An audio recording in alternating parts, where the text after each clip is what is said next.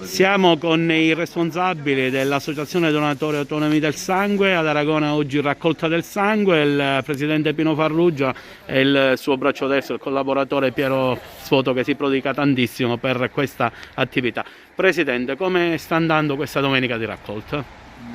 Diciamo che questa domenica sta andando benissimo perché abbiamo avuto un'adesione dei donatori e di nuovi ragazzi che si affacciano per la prima volta a donare il sangue. Sono contento per questa collaborazione dei cittadini aragonesi. Tra l'altro abbiamo avuto un 10% di incremento rispetto all'anno scorso. Oggi, con l'occasione che c'è la donazione, stiamo pure premiando quelle che sono distinte durante l'anno con le donazioni. Quindi abbiamo dato una medaglia d'oro al signor Profetto per aver raggiunto 40 donazioni, pur essendo pure un giovane donatore.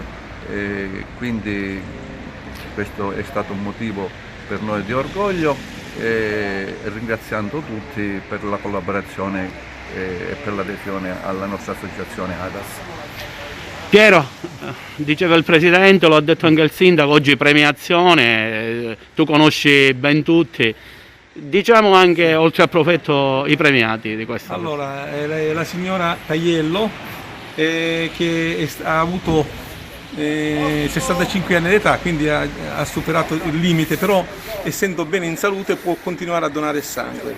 E poi abbiamo avuto Piero, che è il più giovane donatore di sangue di Aragona. Ma la cosa importante è che questo 10% in più che abbiamo avuto è un lavoro che dura da anni attraverso le scuole, e quindi con il concorso di dono del sangue i ragazzi e con le loro famiglie già sanno l'importanza di donare, e quindi i frutti si stanno vedendo nel corso degli anni.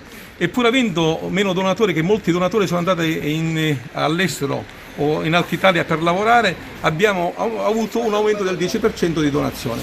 Quindi siamo più che contenti e vogliamo continuare in questa attività, valorizzando la città di Aragona e collaborando con altri volontari di altre associazioni. Abbiamo fatto i murales di Aragona, e l'ultimo murales che abbiamo realizzato è con il dono del sangue. Le tue gocce di sangue possono creare un oceano di felicità.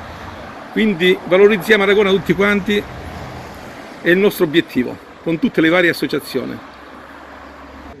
Sì, hai detto bene, oggi è una giornata importante perché è una giornata di donazione del sangue e c'è la premiazione di tutti i giovani e meno giovani che hanno donato il sangue per diversissime volte. Apprendo con grande orgoglio che il Comune di Aragona, pur subendo lo spopolamento come tutti gli altri paesi del meridione d'Italia, ha avuto un incremento delle donazioni del 10%. Questo significa che il Paese ha grande sensibilità e grande senso di responsabilità nei confronti di chi ha bisogno. Voglio ringraziare il Presidente della sezione locale dell'ADAS di Aragona, Pino Farrugia, e Piero Sfoto, che è uno dei coordinatori provinciali dell'ADAS, per l'abnegazione che danno nei confronti di questa associazione, svolgendo anche un'attività sociale, andando nelle scuole a divulgare l'importanza di quella che è la donazione del sangue.